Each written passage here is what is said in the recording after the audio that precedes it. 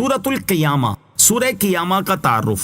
مقام نزول، سورہ قیامہ مکہ مکرمہ میں نازل ہوئی ہے۔ رکوع اور آیات کی تعداد، اس صورت میں 2 رکوع اور 40 آیتیں ہیں۔ قیامہ نام رکھنے کی وجہ، اس صورت کی پہلی آیت میں اللہ تعالیٰ نے قیامت کے دن کی قسم ارشاد فرمائی ہے، اس مناسبت سے اسے سورہ قیامہ کہتے ہیں۔ سورہ قیامہ کے مضامین، اس صورت کا مرکزی مضمون یہ ہے کہ اس میں قیامت قائم ہونے پر دلائل قائم کیے گئے ہیں اور قیامت کا انکار کرنے والوں کے شبہات کا جواب دیا گیا ہے، اور اس صورت میں یہ مضامین بیان کیے گئے ہیں۔ نمبر 1، اس صورت کی ابتدا میں قیامت کے دن اور نفس لوامہ کی قسم ذکر کر کے مرنے کے بعد دوبارہ زندہ کیے جانے کا انکار کرنے والوں کا رد کیا گیا اور اللہ تعالیٰ کی قدرت بیان کی گئی۔ نمبر 2، قیامت کے دن کی نشانیاں بیان کی گئیں کہ اس دن کی ہولناکی دیکھ کر آنکھ دہشت اور حیرت زدہ ہو جائے گی، چاند تاریک ہو جائے گا اور سورج اور چاند کو ملا دیا جائے گا۔ نمبر 3، یہ بیان کیا گیا کہ قیامت کے دن انسان کو اس کے اگلے پچھلے اچھے برے سب عمل بتا دیے جائیں گے، اور اگر اس نے کوئی معذرت پیش کی تو وہ قبول نہیں کی جائے گی۔ نمبر 4، اللہ تعالیٰ نے اپنے حبیب علیہ الصلوۃ والسلام سے فرمایا کہ آپ یاد کرنے کی جلدی میں قرآن مجید نازل ہونے کے ساتھ اپنی زبان کو حرکت نہ دیں، اسے جمع کرنا، اسے پڑھنا اور اس کے معنی و احکام کو بیان کرنا ہمارے ذمے ہے۔ نمبر 5، دنیا سے محبت رکھنے اور اسے آخرت پر ترجیح دینے کی مذمت بیان کی گئی، اور یہ بتایا گیا کہ قیامت کے دن لوگ 2 طرح کے ہوں گے، بعض کے چہرے اس دن تر و تازہ ہوں گے اور وہ اپنے رب کے نظارے کر رہے ہوں گے، جبکہ بعض کے چہرے اس دن بگڑے ہوئے ہوں گے اور قیامت کے احوال دیکھ کر انہیں یقین ہو جائے گا کہ اب ان کے ساتھ پیٹھ توڑ دینے والا سلوک کیا جائے گا۔ نمبر 6، سزا کی سختیاں اور ہولناکیاں بیان کی گئیں، اور یہ بتایا گیا کہ قیامت کے دن بندوں کو رب عز و جل کی طرف ہی چلنا ہوگا اور وہی ان کے درمیان فیصلہ فرمائے گا۔ نمبر 7، اس صورت کے آخر میں مردوں کو دوبارہ زندہ کرنے پر اللہ تعالیٰ کے قادر ہونے کی دلیل بیان فرمائی گئی، اور بتایا گیا کہ جس نے پہلی بار پیدا کر دیا تو وہ دوبارہ بھی پیدا کر سکتا ہے۔ سورہ مدثر کے ساتھ مناسبت، سورہ قیامہ کی اپنے سے ماقبل سورت مدثر کے ساتھ مناسبت یہ ہے کہ سورہ قیامہ میں بیان ہوا کہ کافروں کا قرآن مجید کی نصیحتوں سے اعراض کرنے کا اصلی سبب یہ ہے کہ وہ مرنے کے بعد دوبارہ زندہ کیے جانے کا انکار کرتے ہیں، اور اس صورت میں مرنے کے بعد دوبارہ زندہ کیے جانے پر دلائل دیے گئے، قیامت کے دن کے اوصاف، ہولناکیاں اور احوال وغیرہ بیان کیے گئے ہیں۔ بسم اللہ الرحمن الرحیم۔ ترجمہ، اللہ کے نام سے شروع جو نہایت مہربان رحمت والا ہے۔ لا اقسم بیوم القیامہ ولا اقسم بالنفس اللوامہ۔ ترجمہ، مجھے قیامت کے دن کی قسم ہے اور مجھے اس جان کی قسم ہے جو اپنے اوپر ملامت کرے۔ لا اقسم بیوم القیامہ، مجھے قیامت کے دن کی قسم ہے۔ اس آیت اور اس کے بعد والی آیت کا خلاصہ یہ ہے کہ مشرکین مرنے کے بعد اٹھائے جانے کا انکار کرتے تھے۔ اللہ تعالیٰ نے ان کا رد کرتے ہوئے فرمایا کہ جیسا تم گمان کرتے ہو در حقیقت ویسا نہیں ہے۔ مجھے قیامت کے دن کی قسم ہے اور مجھے اس جان کی قسم ہے جو متقی اور کثرت سے نیکیاں کرنے والی ہونے کے باوجود اپنے اوپر اپنی کوتاہیوں کی وجہ سے ملامت کرے کہ تم مرنے کے بعد ضرور اٹھائے جاؤ گے۔ ایحسب الانسان ان لن نجمع عظامہ۔ ترجمہ، کیا آدمی یہ سمجھتا ہے کہ ہم ہرگز اس کی ہڈیاں جمع نہ فرمائیں گے؟ ایحسب الانسان، کیا آدمی یہ سمجھتا ہے؟ شان نزول، یہ آیت عدی بن ربیعہ کے بارے میں نازل ہوئی۔ اس نے نبی کریم علیہ الصلوۃ والسلام سے پوچھا قیامت کب واقع ہوگی اور اس کے احوال کیسے ہوں گے؟ نبی اکرم صلی اللہ تعالی علیہ وسلم نے اسے بتایا تو اس نے کہا، اگر میں قیامت کا دن دیکھ بھی لوں تو بھی نہ مانوں اور آپ پر ایمان نہ لاؤں، کیا اللہ تعالیٰ بکھری ہوئی ہڈیاں جمع کر دے گا؟ اس پر یہ آیت نازل ہوئی اور اس کے معنی یہ ہے کہ کیا اس کافر کا یہ گمان ہے کہ ہڈیاں بکھرنے، گلنے، ریزہ ریزہ ہو کر مٹی میں ملنے اور ہواؤں کے ساتھ اڑ کر دور دراز مقامات میں منتشر ہو جانے سے ایسی ہو جاتی ہیں کہ ان کو جمع کرنا ہماری قدرت سے باہر ہے؟ یہ فاسد خیال اس کے دل میں کیوں آیا اور اس نے یہ کیوں نہیں جانا کہ جو پہلی بار پیدا کرنے پر قادر ہے وہ مرنے کے بعد دوبارہ پیدا کرنے پر ضرور قادر ہے؟ یاد رہے کہ یہاں آیت میں آدمی سے مراد خاص عدی بن ربیعہ ہے، یا ہر وہ کافر مراد ہے جو مرنے کے بعد اٹھائے جانے کا انکار کرتا ہے۔ بلا قادرین علی ان نسوی بنانہ۔ ترجمہ، کیوں نہیں ہم اس بات پر قادر ہیں کہ اس کے انگلیوں کے پوروں تک کو ٹھیک کر دیں؟ بلا، کیوں نہیں؟ ارشاد فرمایا کہ کیا کافر یہ گمان کرتا ہے کہ ہم اس کی ہڈیوں کو جمع نہیں کر سکتے؟ کیوں نہیں، ہم اس کی ہڈیوں کو جمع کر سکتے ہیں، اور ہم تو اس بات پر بھی قادر ہیں کہ اس آدمی کی انگلیاں جیسی تھیں کسی فرق کے بغیر ویسی ہی کر دیں اور ان کی ہڈیاں ان کے مقام پر پہنچا دیں۔ جب ہم چھوٹی چھوٹی ہڈیاں اس طرح ترتیب دے سکتے ہیں تو بڑی ہڈیوں کا کیا کہنا؟ انہیں تو بدرجائے اولا ترتیب دے سکتے ہیں۔ بل يريد الإنسان ليفجر أمامه يسأل أيان يوم القيامة۔ ترجمہ، بلکہ آدمی چاہتا ہے کہ وہ اپنے آگے کو جھٹلائے، پوچھتا ہے قیامت کا دن کب ہوگا۔ بل یرید الانسان، بلکہ آدمی چاہتا ہے۔ مفسرین نے اس آیت کے مختلف معنی بیان کیے ہیں، ان میں سے 3 معنی سماعت کیجیے۔ نمبر 1، اس کا معنی یہ ہے کہ انسان کا مرنے کے بعد اٹھائے جانے کا انکار کرنا کسی شبے اور دلیل نہ ہونے کی وجہ سے نہیں ہے، بلکہ حال یہ ہے کہ وہ سوال کرنے کے باوجود بھی اپنی بدی پر قائم رہنا چاہتا ہے، اور اس کی دلیل یہ ہے کہ وہ مذاق اڑانے کے طور پر پوچھتا ہے کہ قیامت کا دن کب ہوگا۔ نمبر 2، حضرت عبداللہ ابن عباس رضی اللہ تعالی عنہما نے فرمایا، اس آیت کے معنی یہ ہیں کہ آدمی مرنے کے بعد اٹھائے جانے اور قیامت کے دن حساب ہونے کو جھٹلاتا ہے، حالانکہ یہ اس کے سامنے ہے۔ نمبر 3، حضرت سعید بن جبیر رضی اللہ تعالیٰ عنہ فرماتے ہیں، اس آیت کا معنی یہ ہے کہ آدمی گناہ کو مقدم کرتا ہے اور توبہ کو مؤخر کرتا ہے، اور یہی کہتا رہتا ہے کہ اب توبہ کروں گا، اب عمل کروں گا، یہاں تک کہ اسے موت آ جاتی ہے اور وہ اپنی بدیوں میں ہی مبتلا ہوتا ہے۔ توبہ میں تاخیر کا مرض، فی زمانہ مسلمانوں کی ایک تعداد ایسی ہے جس میں یہ مرض پایا جاتا ہے کہ انہیں گناہوں سے رک جانے اور ان سے توبہ کرنے کی ترغیب دی جائے، اور شریعت کے احکامات پر عمل کرنے کا کہا جائے تو آگے سے یہ جواب دیتے ہیں کہ بھیا ابھی تو بہت عمر پڑی ہے، جب بڑھاپا آئے گا تو گناہوں سے توبہ بھی کر لیں گے، نمازیں بھی شروع کر دیں گے، روزے بھی رکھنے لگیں گے، داڑھی بھی رکھ لیں گے اور اللہ اللہ کرنے میں مصروف ہو جائیں گے۔ لیکن ابھی تو ہم جوان ہیں، ابھی تو ہمارے عیش کرنے کے دن ہیں، اور ابھی تو ہم نے دنیا دیکھی ہی کیا ہے جو ان چیزوں میں مصروف ہو جائیں۔ اور بعض مسلمان تو ایسے بھی نظر آتے ہیں کہ اگر ان کی اولاد میں سے کوئی جوانی میں گناہوں سے دور بھاگنے لگے، نیکیوں کی طرف راغب ہونے لگے، چہرے پہ داڑھی شریف سجا لے، نماز روزے کی پابندی شروع کر دے اور نبی کریم علیہ الصلوۃ والسلام کی سنتوں پر عمل کرنے لگے، تو اسے عمر لمبی ہونے کا کہہ کر ان چیزوں سے روکنے کی کوشش کرتے ہیں اور طرح طرح سے اسے سمجھاتے ہیں، مرنے یا مارنے کی دھمکیاں دیتے ہیں اور اسے گناہوں بری زندگی میں لوٹانے کے پورے جتن کرتے ہیں، اور اگر وہ ان کی باتوں میں نہ آئے تو اسے گھر سے نکال دیتے اور اس کا سوشل بائیکاٹ کر دیتے ہیں۔ گویا ان کے نزدیک اسلام کے احکام پر عمل کرنا ایسا سنگین جرم ہے جو اس وقت تک معافی کے قابل نہیں جب تک وہ ان احکام پر عمل کرنا چھوڑ نہیں دیتا۔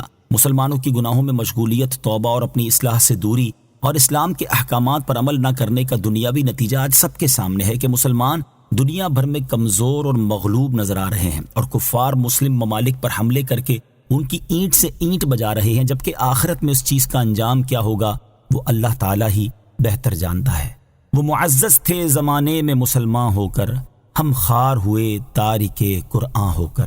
توبہ میں تاخیر کرنے کے حوالے سے امام محمد غزالی رحمۃ اللہ تعالی علیہ فرماتے ہیں، ایماندار توبہ کرنے کی خواہش تو رکھتا ہے، لیکن محض سستی اور کاہلی کے باعث اس سے توبہ کرنے میں تاخیر ہو رہی ہوتی ہے، اور وہ دل ہی دل میں کہتا جاتا ہے کہ میں کل توبہ کر لوں گا، ابھی یہ خواہش تو پوری کر لوں، بعد میں اس کا نام تک نہ لوں گا۔ تو ایسے شخص سے پوچھیے کہ تو توبہ کے معاملے میں ٹال مٹول کرنے میں کیوں مبتلا ہے؟ تو کس خوش فہمی کا شکار ہے؟ تو توبہ کرنے کے لیے آج کی بجائے کل کا کیوں منتظر ہے؟ کیا معلوم کہ تجھے کل کا دن نصیب ہی نہ ہو؟ اگر تم یہ گمان رکھتے ہو کہ آج کی بجائے کل توبہ آسان ہوگی تو اس خام خیالی کو اپنے دل سے نکال دے، کیونکہ یہ محال ہے اور یہ غلط بات جتنی جلدی تیرے دل سے نکل جائے اتنا ہی تیرے لیے اچھا ہے، کیونکہ جو مشکل آج تمہیں درپیش ہے وہی کل بھی ہو سکتی ہے، اور اللہ تعالیٰ نے تمام دن ایک جیسے بنائے ہیں، ان میں کوئی دن خاص نہیں ہے جس میں شہوت کو ترک کرنا آسان ہو۔ ایسے شخص کی مثال یوں سمجھیے کہ جب اسے کہا جائے کہ فلاں درخت کو جڑوں سے اکھیڑ دو تو وہ کہے کہ یہ درخت بہت مضبوط ہے اور میں بہت کمزور ہوں، اب تو اسے اکھیڑنا میرے بس کی بات نہیں،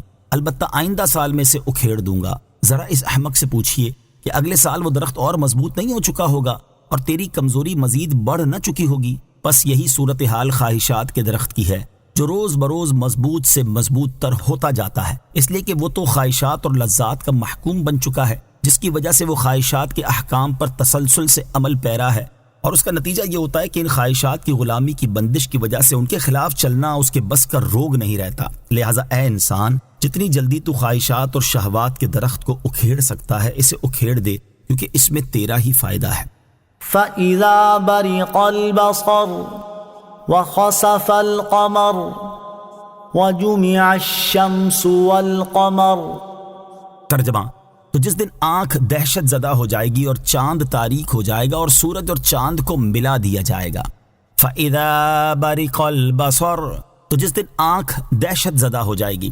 اس سے پہلی آیت میں بیان ہوا کہ کافر نے قیامت کے واقع ہونے کو بعید سمجھتے ہوئے مذاق اڑانے کے طور پر اس کے بارے میں سوال کیا کہ قیامت کب واقع ہوگی، اور اس آیت اور اس کے بعد والی 2 آیات میں اللہ تعالیٰ نے اس کے سوال کا جواب دیتے ہوئے قیامت کی 3 علامات بیان فرمائی ہیں۔ نمبر 1، اس دن کی ہولناکی دیکھ کر آنکھ دہشت اور حیرت زدہ ہو جائے گی۔ نمبر 2، چاند کی روشنی زائل ہو جائے گی جس سے وہ تاریک ہو جائے گا۔ نمبر 3، سورج اور چاند کو ملا دیا جائے گا۔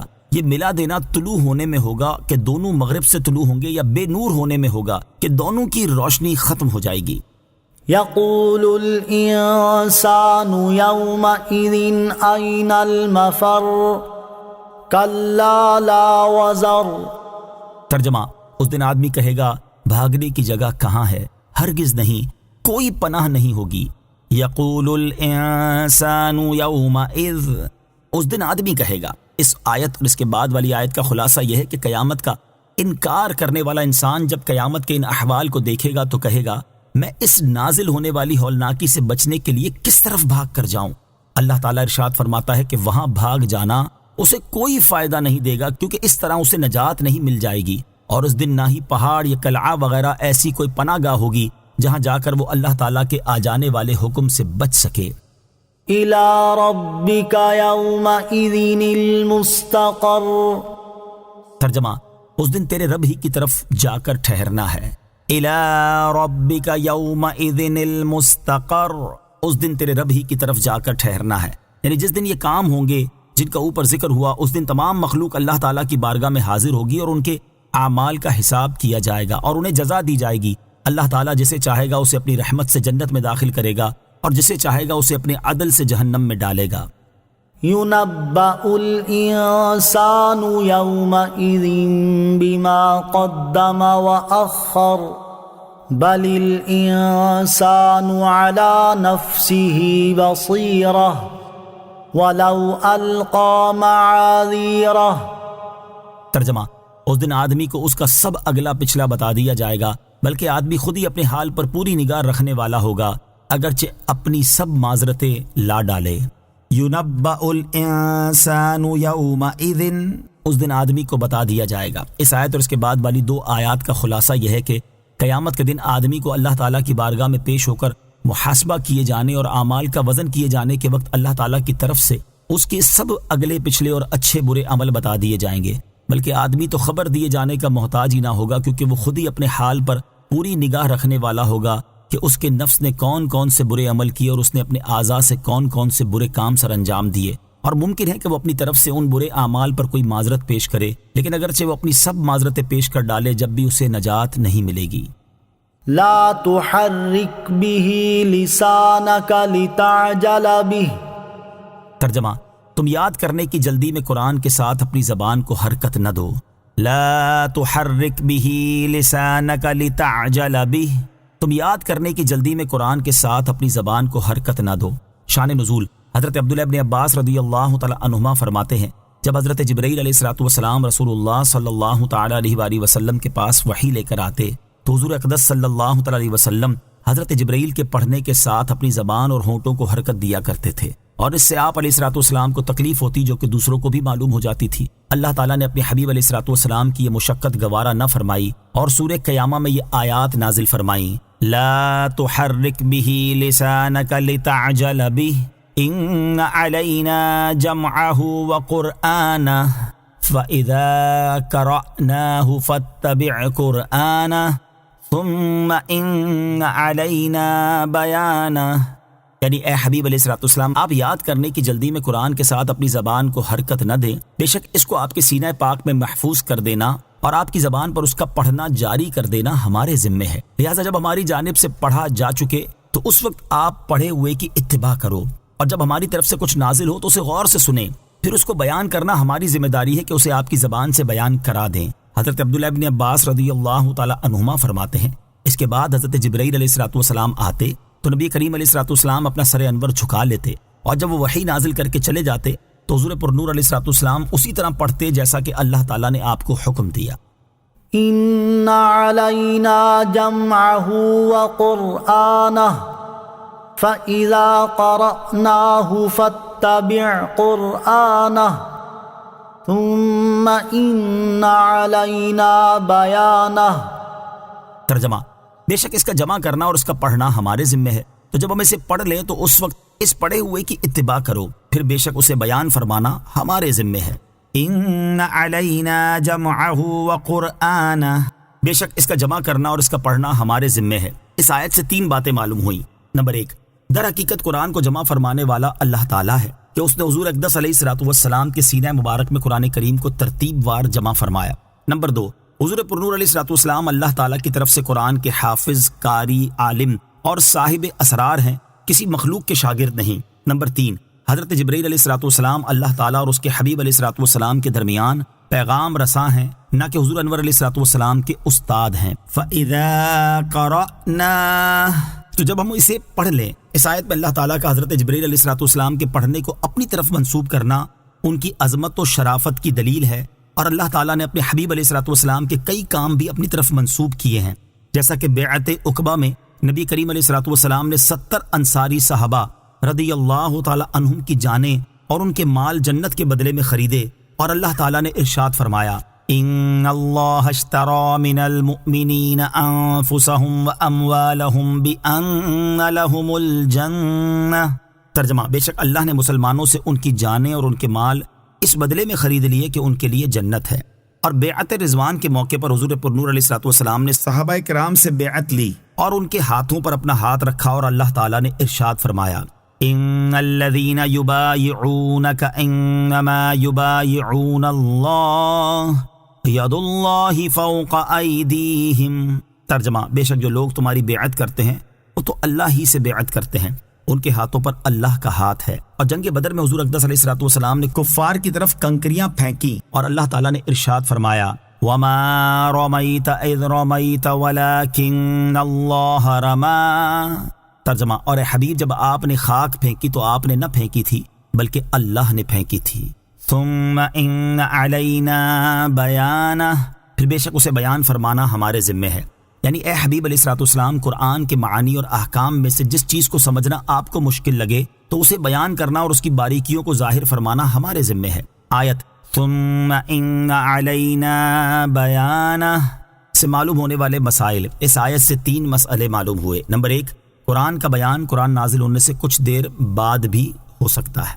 نمبر 2، حضرت جبرائیل علیہ الصلوۃ والسلام صرف قرآن کے الفاظ لاتے تھے، اور قرآن کے معانی، اس کے احکام اور اسرار بلا واسطہ اللہ تعالیٰ کی طرف سے نبی کریم علیہ الصلوۃ والسلام کو عطا ہوتے تھے۔ نمبر 3، حضور اقدس علیہ الصلوۃ والسلام بلا واسطہ اللہ تعالیٰ سے سیکھنے والے ہیں، لہٰذا دنیا میں کوئی آپ جیسا عالم نہیں ہو سکتا، کیونکہ سب لوگ مخلوق سے علم حاصل کرتے ہیں، جبکہ حضور پرنور علیہ الصلوۃ والسلام نے خالق سے علم حاصل کیا۔ كلا بل تحبون العاجلة وتذرون الآخرة، ترجمہ، خبردار، بلکہ اے کافروں تم جلد جانے والی کو پسند کرتے ہو اور آخرت کو چھوڑتے ہو۔ کلا، خبردار۔ اس آیت اور اس کے بعد والی آیت کا خلاصہ یہ ہے کہ اللہ تعالیٰ نے مرنے کے بعد اٹھائے جانے کا انکار کرنے والے کافروں سے فرمایا کہ اصل بات وہ نہیں جو تم گمان کرتے ہو، بلکہ تم ایسے لوگ ہو جو جلد جانے والی دنیا اور اس کی زندگی کو پسند کرتے ہو، اور تم پر دنیاوی خواہشات کی محبت غالب آ چکی ہے، حتیٰ کہ تم آخرت کے گھر اور اس کی نعمتوں کو چھوڑ رہے ہو۔ یہی وجہ ہے کہ تم انہیں پانے کے لیے عمل نہیں کرتے بلکہ ان کا انکار کرتے ہو۔ وجوہ یومئذ ناظرہ الی ربها ناظرہ، ترجمہ، کچھ چہرے اس دن تر و تازہ ہوں گے، اپنے رب کو دیکھنے والے ہوں گے۔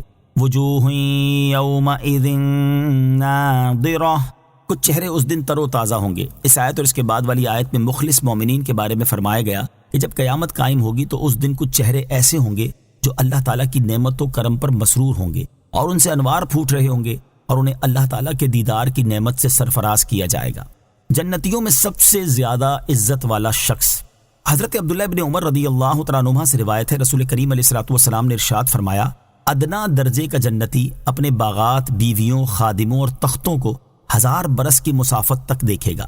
اللہ تعالیٰ کے نزدیک ان میں سب سے زیادہ عزت والا وہ ہوگا جو صبح و شام اللہ تعالیٰ کے دیدار سے مشرف ہوگا۔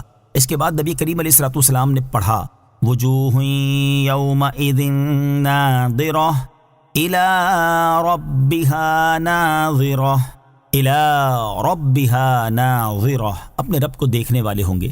اس آیت سے ثابت ہوا کہ آخرت میں مومنین کو اللہ تعالیٰ کا دیدار ہوگا۔ یہی اہل سنت کا عقیدہ ہے اور اس پر قرآن و حدیث اور اجماع کے کثیر دلائل قائم ہیں، اور یہ دیدار کسی کیفیت اور جہت کے بغیر ہوگا۔ نوٹ: اس عقیدے سے متعلق تفصیلی معلومات حاصل کرنے کے لیے سورہ انعام کی آیت نمبر 103 کی تفسیر ملاحظہ فرمائیں۔ وَوُجُوهٌ يَوْمَئِذٍ بَاسِرَةٌ تَظُنُّ أَن يُفْعَلَ بِهَا فَاقِرَةٌ۔ ترجمہ: اور کچھ چہرے اس دن بگڑے ہوئے ہوں گے، سمجھتے ہوں گے کہ ان کے ساتھ پیٹھ توڑ دینے والا سلوک کیا جائے گا۔ وَوُجُوهٌ يَوْمَئِذٍ بَاسِرَةٌ، اور کچھ چہرے اس دن بگڑے ہوئے ہوں گے۔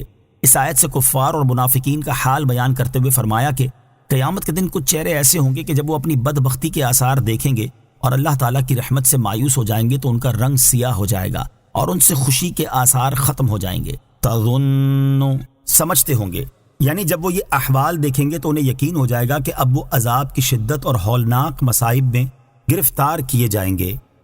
كلا إذا بلغت التراقي وقيل من راق وظن أنه الفراق۔ ترجمہ: ہاں، جب جان گلے کو پہنچ جائے گی اور کہا جا رہا ہوگا کہ جھاڑ پھونک کرنے والا کون ہے، اور وہ سمجھ لے گا کہ یہ جدائی کا وقت ہے۔ کلا، ہاں۔ اس آیت اور اس کے بعد والی 2 آیات کا خلاصہ یہ ہے کہ اے کافروں، جب تم نے آخرت میں خوش نصیبوں کی سعادت اور بدبختوں کی شقاوت کے بارے میں جان لیا تو تمہیں معلوم ہو گیا ہوگا کہ آخرت کے مقابلے میں دنیا کی کوئی حیثیت ہی نہیں، لہٰذا تم دنیا کو آخرت پر ترجیح دینے سے باز آ جاؤ اور اپنے سامنے موجود موت کو پیش نظر رکھو، جو کہ دنیا سے نکال کر آخرت کی طرف لے جانے والی ہے۔ اور یاد رکھو کہ جب موت کے وقت کسی کی جان گلے کو پہنچ جائے گی اور اس کے پاس موجود لوگ کہیں گے کہ کوئی طبیب یا جھاڑ پھونک کرنے والا ہے جو اس کا علاج کرے یا دم وغیرہ کرے تاکہ اسے شفا حاصل ہو جائے، لیکن وہ اپنی کوششوں کے باوجود اس پر آنے والے اللہ تعالیٰ کے حکم کو ٹال نہیں سکیں گے، اور اس وقت مرنے والے کو یقین ہو جائے گا کہ اب یہ مال، اولاد اور اہل خانہ سے جدائی اور اس کی محبوب دنیا سے نکل جانے کی گھڑی ہے۔ نیک اعمال کرنے کا وقت موت آنے سے پہلے تک ہے۔ اس سے معلوم ہوا کہ آخرت کو بہتر بنانے کے لیے جس نے جو عمل کرنا ہے وہ موت آنے سے پہلے ہی کر سکتا ہے، اور جب موت کا وقت آ جائے گا تو اس وقت عمل کرنے کا وقت ختم ہو جائے گا۔ اسی چیز کو بیان کرتے ہوئے ایک اور مقام پر اللہ تعالیٰ ارشاد فرماتا ہے، وَأَنفِقُوا مِمَّا رَزَقْنَاكُم مِّن قَبْلِ أَن يَأْتِيَ أَحَدَكُمُ الْمَوْتُ فَيَقُولَ رَبِّ لَوْلَا أَخَّرْتَنِي إِلَىٰ أَجَلٍ قَرِيبٍ فَأَصَّدَّقَ وَأَكُن مِّنَ الصَّالِحِينَ وَلَن يُؤَخِّرَ اللَّهُ نَفْسًا إِذَا جَاءَ أَجَلُهَا وَاللَّهُ خَبِيرٌ بِمَا تَعْمَلُونَ۔ ترجمہ: اور ہم نے تمہیں جو رزق دیا اس سے اس وقت سے پہلے کچھ ہماری راہ میں خرچ کر لو کہ تم میں کسی کو موت آئے تو کہنے لگے، اے میرے رب، تو نے مجھے تھوڑی سی مدت تک کیوں مہلت نہ دی کہ میں صدقہ دیتا اور صالحین میں سے ہو جاتا؟ اور ہرگز اللہ کسی جان کو مہلت نہ دے گا جب اس کا مقررہ وقت آ جائے، اور اللہ تمہارے کاموں سے خوب خبردار ہے۔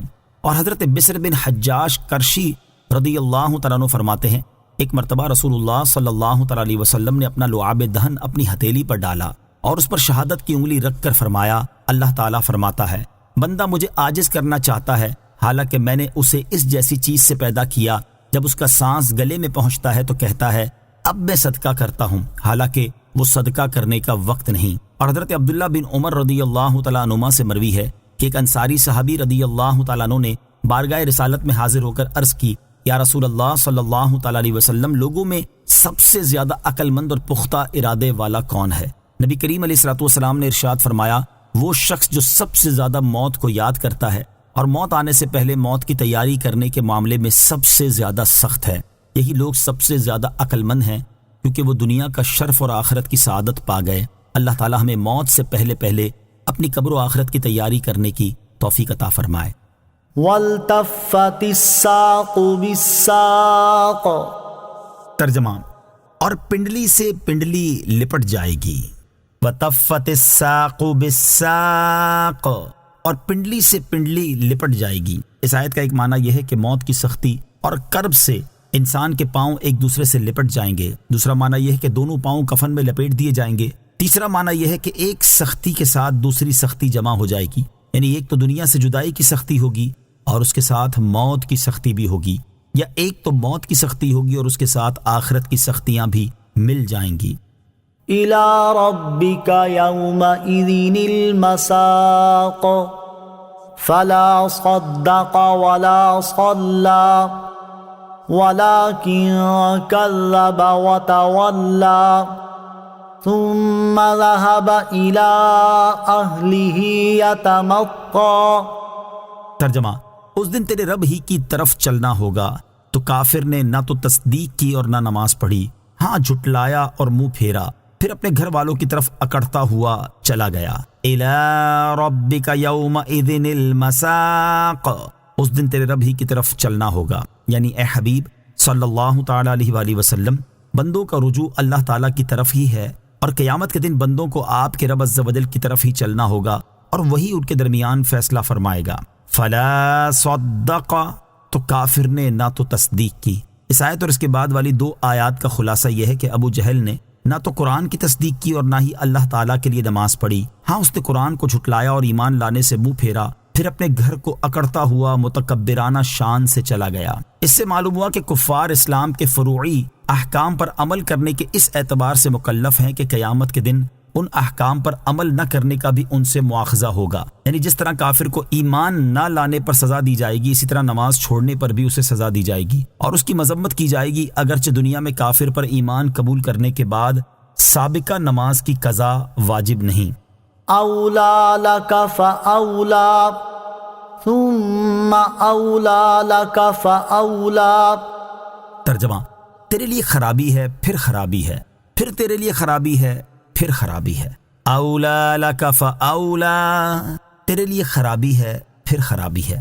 اس آیت اور اس کے بعد والی آیت میں اللہ تعالیٰ نے ابو جہل کو مخاطب کر کے فرمایا کہ تیرے لیے بے ایمانی کی حالت میں ذلت کی موت کی صورت میں خرابی ہے، پھر قبر کی سختیوں کی صورت میں خرابی ہے، پھر تیرے لیے مرنے کے بعد اٹھنے کے وقت مصائب میں گرفتار ہونے کی صورت میں خرابی ہے، پھر جہنم کے عذاب کی صورت میں خرابی ہے۔ حضرت قتادہ رضی اللہ تعالی عنہ فرماتے ہیں، ہمیں بتایا گیا ہے کہ جب یہ آیات نازل ہوئیں تو نبی کریم علیہ الصلوۃ والسلام نے بطحا کی وادی میں ابو جہل کے کپڑے پکڑ کر اس سے فرمایا، اولا لک فاولا ثم اولا لک فاولا، یعنی تیرے لیے خرابی ہے پھر خرابی ہے، پھر تیرے لیے خرابی ہے پھر خرابی ہے۔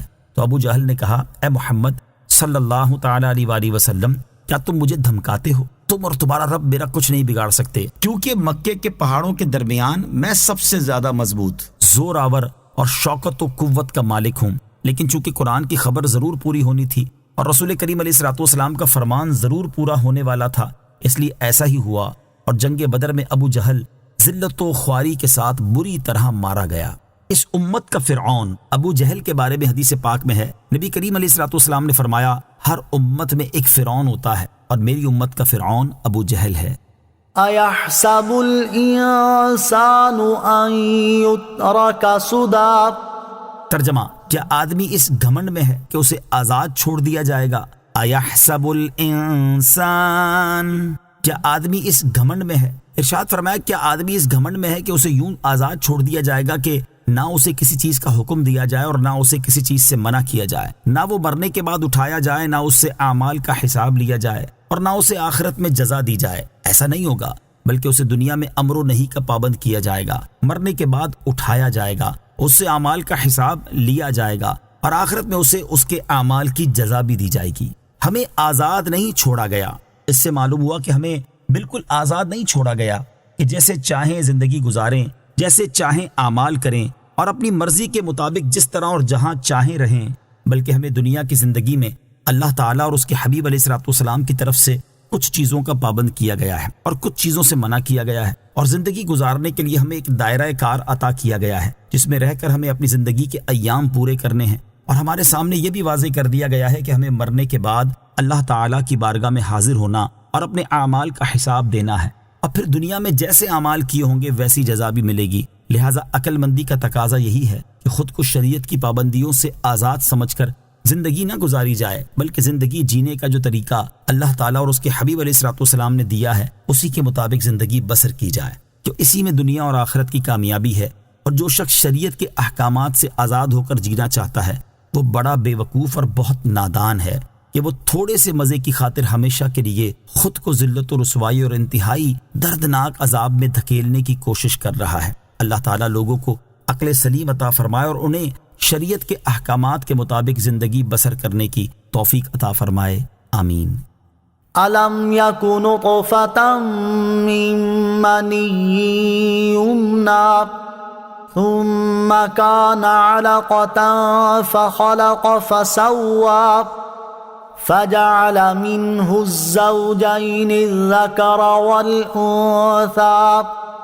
ترجمہ، کیا وہ اس منی کا ایک قطرہ نہ تھا جو گرایا جاتا ہے، پھر خون کا لوتھڑا ہو گیا تو پیدا فرمایا، پھر ٹھیک بنایا تو اس سے مرد اور عورت کی دو قسمیں بنائیں۔ الم یکن نطفۃ من منی، کیا وہ منی کا ایک قطرہ نہ تھا؟ اس آیت اور اس کے بعد والی دو آیات کا خلاصہ یہ ہے کہ اس انسان کی یہ اوقات کہاں ہے کہ وہ تکبر کرے اور اپنے پیدا کرنے والے کی نافرمانی کرے، جو منی کا وہ گندا قطرہ تھا جسے عورت کے رحم میں گرایا جاتا ہے، پھر وہ 40 دن کے بعد منی سے خون کا لوتھڑا ہو گیا تو اللہ تعالیٰ نے اس سے انسان کو بنایا، پھر اس کے اعضاء کو کامل کیا اور اس میں روح ڈالی تو اس منی سے اس نے مرد اور عورت کی صورت میں دو قسمیں بنائیں۔ أليس ذلك بقادر على أن يحيي الموتى؟ ترجمہ، کیا جس نے یہ سب کچھ کیا وہ مردوں کو زندہ کرنے پر قادر نہیں ہے؟ الیس ذلک بقادر، کیا وہ قادر نہیں ہے؟ حضرت عبداللہ ابن عباس رضی اللہ تعالی عنہما سے مروی ہے کہ رسول کریم صلی اللہ تعالی علیہ وآلہ وسلم جب اس آیت کریمہ کی تلاوت فرماتے تو کہتے سبحانک اللہم بلا، یعنی اے اللہ عز و جل تو ہر نقص و عیب سے پاک ہے، کیوں نہیں تو مردوں کو زندہ کرنے پر ضرور قادر ہے۔ آمنت باللہ صدق اللہ العظیم۔